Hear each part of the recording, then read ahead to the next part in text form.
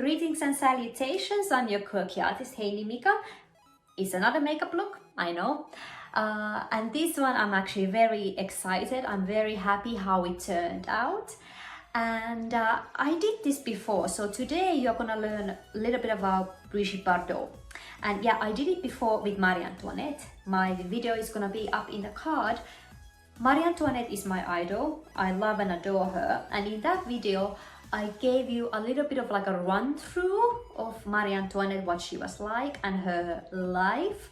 Today we are doing Brigitte Bardot because I just finished a painting of Brigitte, and my new series, because I'm doing the series of paintings of portraits, so now I'm slowly edging towards famous people or people we know. I still want to go back and relive my gorgeous beautiful summer, especially the Riviera part, Saint-Tropez, Cannes and Monte Carlo. So that's why I did Brigitte. And so this makeup, because this is the 1960s inspired look, updated. So you may know the 1960s, the mode makeup usually tends to use white, grays and blues and blacks. So I'm updating this 60s mode makeup for next year, for 2021, for the next decade. Okay, and I'm gonna give you a little bit of information about Brigitte Bardot, because very interesting character, like she's still up and running and going strong. What an interesting life, Brigitte Bardot. So yes, so I will give you a little bit of a glimpse of the Brigitte portrait that I just did, and it's for sale, available. And then we will get to the makeup. So let's get to the painting. That was a water bottle. Brigitte is right here, and this was such a pain. Oh my god, like I'm happy how it turned out, like it's modern, it's different, but oh my god, this hair, you guys, this yellow ochre color was such a bitch. Awful. It took me about a week, more than a week, just to get this bloody hair right. It was just because of the texture and because of the canvas itself. The canvas is a, I believe it's cotton, blended cotton. But yeah, this yellow ochre, it wasn't behaving at all how I wanted it to behave. So this was giving me a lot of heartache. I don't give up. I don't like to give up, but yeah, it was a fucking pain in the ass, excuse the language. But yeah, there she is, and I'm very happy how she looks like. And the bikini you see on her is actually my bikini, and then you see the beautiful diamond necklace, because that's Riviera style nowadays. So I'm told you're supposed to wear your $2 million necklace at the Carlton Beach Club, so I'm told. So yeah, there she is in her iconic makeup, which I did already. And yeah, very happy how she turned out actually. And now let's get to the makeup, shall we? So I have already primed my eyes with the Too Faced Shadow Insurance. And today we are going to be using only two palettes. So this is the Huda Beauty, the Emerald Obsession palette. And also we're using the Natasha, there we go, the Natasha Denona Glam palette. And without further ado, let's get to it. So from the Obsession palette, we are going to take this beautiful yellow gold color and put it on the lid. So Brigitte Anne-Marie Bardot was born in September 28th, 1934, so she's a Libra. And she wanted to be a ballerina. She had no, I suppose not, she didn't have a desire to be a actress. She wanted to be a ballerina, even though she was in an art school, so studying all the how do you go, the performance arts and stuff like that. And she was also a model. She was modeling at that time, in her, like during her teenage years, and that's how she actually got discovered. Her first husband, Roger Vadim, discovered her on the cover when she was doing the cover of Elle magazine, and he got her small parts in like low budget comedy movies. I think the biggest one before she was 18 that she did was Girl in a Bikini movie, and they got married when she was 18, so very young. But Brigitte, she got her big break when she was when she did a movie in 1956, and God Created Woman, and I have seen that movie. It's fine. I would say nothing wrong with that movie.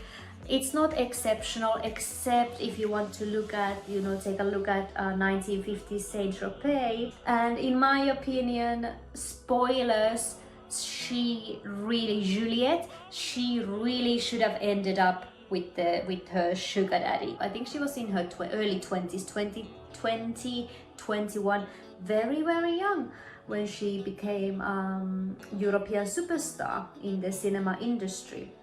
And after that, she did a couple of other movies. She did La Vérité, I believe, La Vérité, The Truth. She did Viva Maria, is also with Jean Marot, is also very famous. She did Shalako with Sean Connery, and a bunch of other French films that I have not seen. So now we go to the glam palette, and from here we are gonna take the outer eyelid, which is this medium brown color, and we are gonna do the line, the very famous Maud line.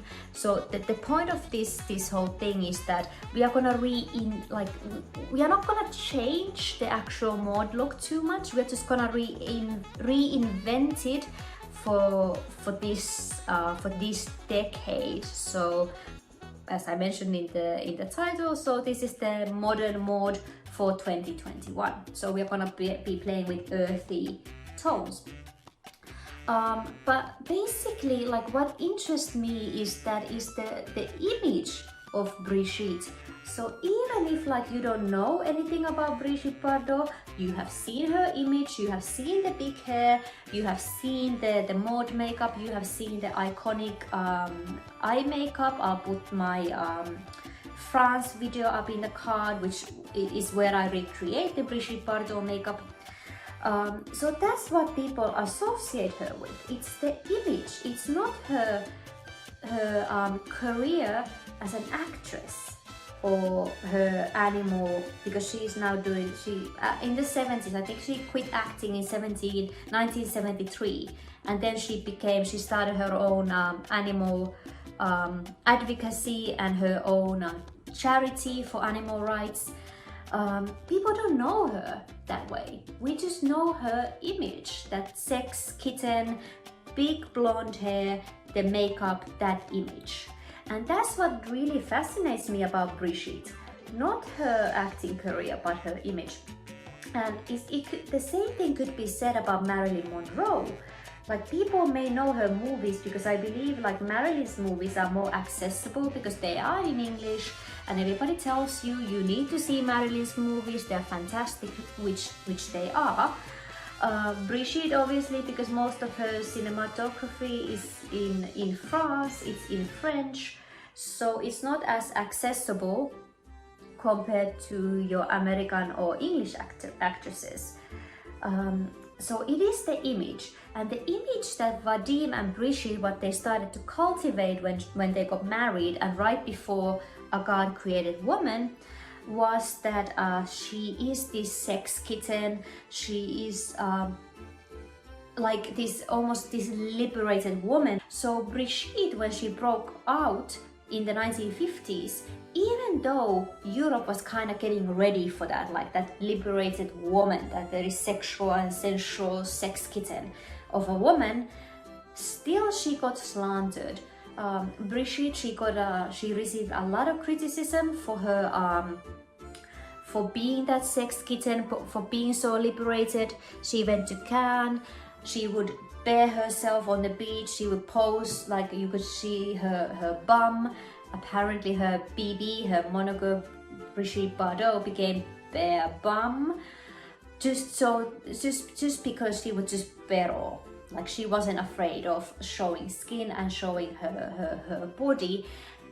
So even in the 50s she got slanted for that. So even Europe at that time wasn't 100% ready. Apparently some old woman attacked her in the elevator and was telling her like, you're ruining womanhood and you're such a, you know, S word and you're such a W word.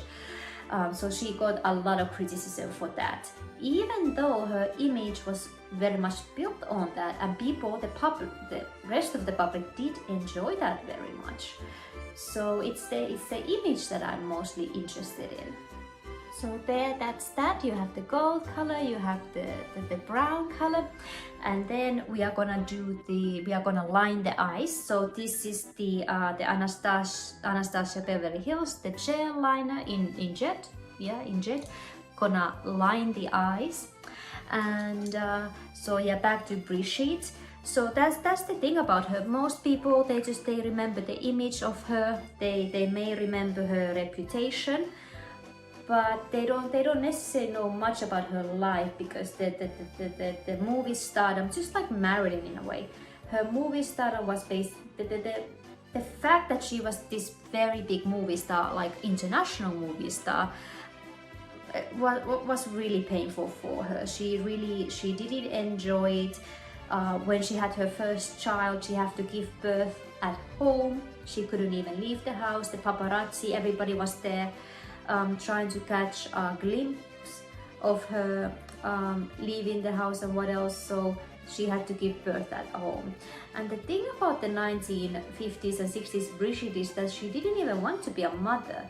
She wanted to be this young woman who would make movies. Yeah, she was a movie star. She would make movies, one movie per year. Then she would go off, have an affair. She changed husbands, obviously. So she would divorce Vadim, get married, divorce again, get married again, have boyfriends on the side. So she was very liberated woman for the 60s and for the 60s, 50s, 60s and 70s. And my favorite is actually when she was dating and got married to Gunter Sachs, who was a Swiss millionaire playboy.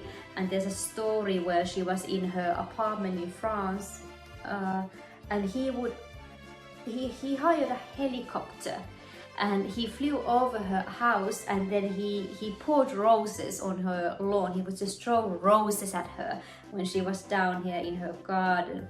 It's like, what a way to get somebody's attention, like to honor somebody or court. Like what a way, yeah, what a courtship. I mean, they got married in Las Vegas eventually, and this is one of these things about these kind of actresses and I suppose high class women that I enjoy so much, is that, like, of course it makes sense that she would get married to this millionaire, billionaire, and then live happily ever after or something like that. Just like Rita Hayworth, she got married to a prince on the French Riviera. One of the members of the band ABBA, I'm not sure if she's still, but she was married to, I believe, a lord or something, a baron in England. So it's very seductive, this idea that when you are in the performing arts, when you are an artist, eventually you manage to reel in this high value man, and then it's like Cinderella story. Not Cinderella, but then it's like you live happily ever after. But yeah, Brigitte eventually she got tired of Gunther and the jet set lifestyle, and then yeah, she divorced him and just made another movie.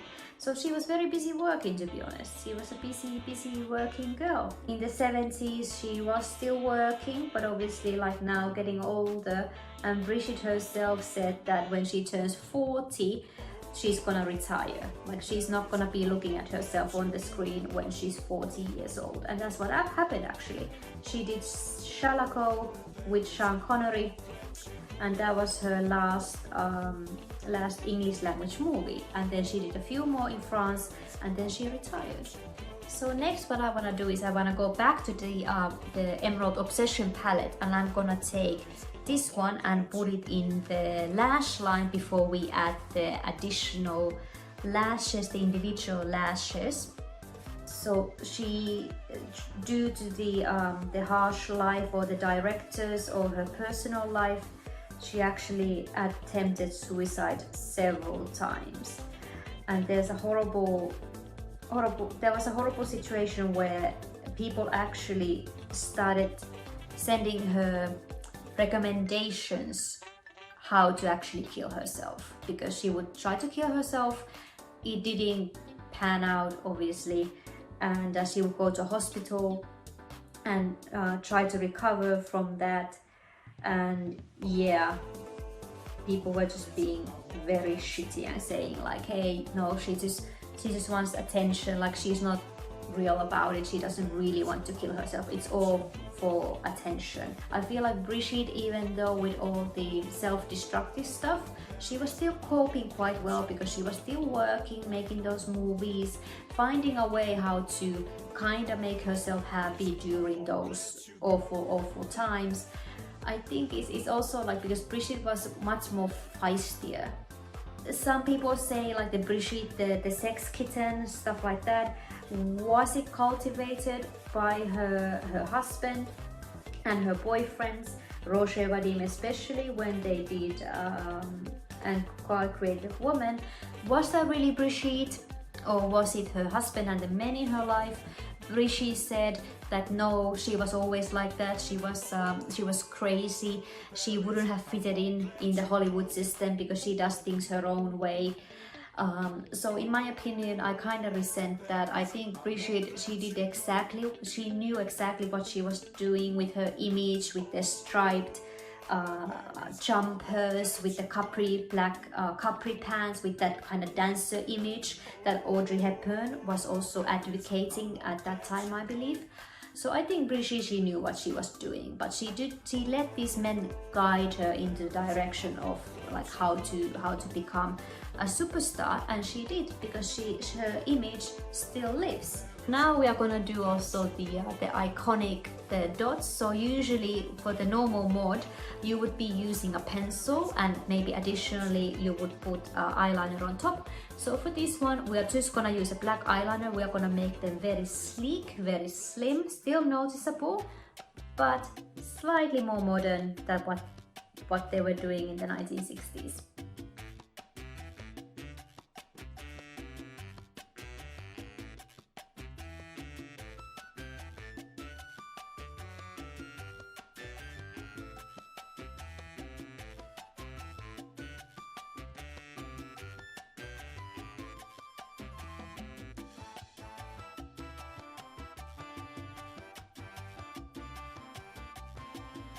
There we go. And then we're just gonna do the waterline, and this is I think this Lancome Le Crayon Kohl in black. So I'm gonna do the upper lash line here, and the upper waterline, and then the lower lash line, the lower waterline.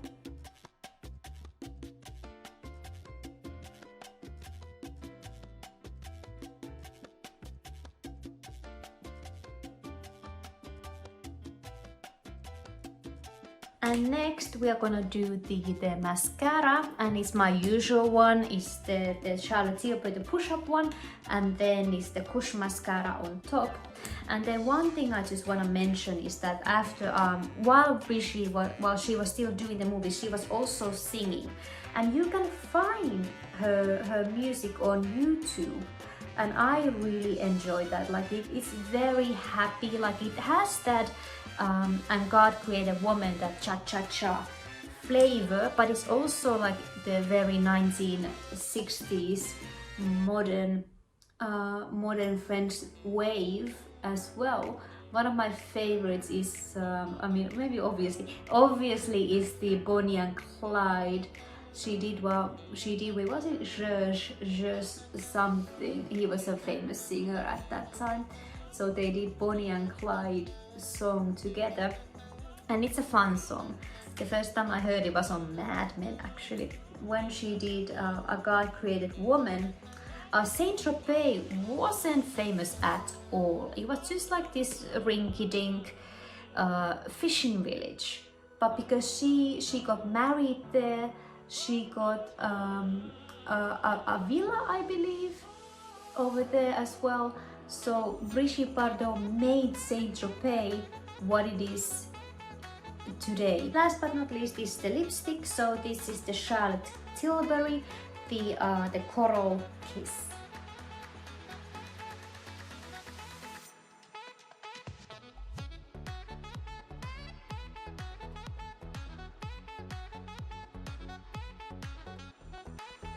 And there we have it. So this is my updated 1960s mode for 2021, and I'm actually very happy how it turned out. Like, it actually goes with the outfit.